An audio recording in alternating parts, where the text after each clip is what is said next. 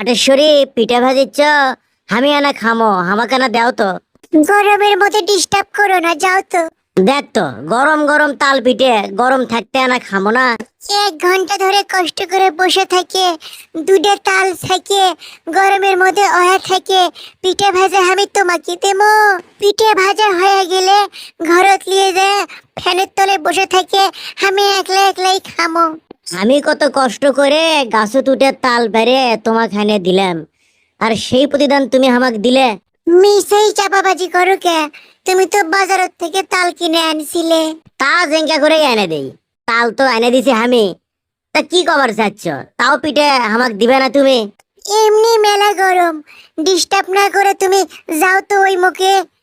গরম তেল কোলে আমার কাছে একেবারে মুকুট মারমো ফিকে। এগুলো কোনো ব্যবহার কোনো মানুষ ইনকা করে? তুমি তো কিছু খাবার চাইলে আমি সুদ তলিয়ে আসি জোরে, সেই হামি এনা তোমার কাছে গরম গরম দুধের তাল পিঠা খাবার চানো, আর তাই বললে তোমার কাছে আমি এই ব্যবহার পানো? ব্যবহারের আসল হার এখনো তুমি টের পাওনি গালু। গরম তেল গাওত দিলে সকন করবে সালু বালু। তোমার পিঠে তুমি খাও, বড় আঘাত পানু মনে। হাই রে গালু, এই বুঝলু? এতগুলো পিঠে ভাজনু একলা খাওয়ার জন্যে?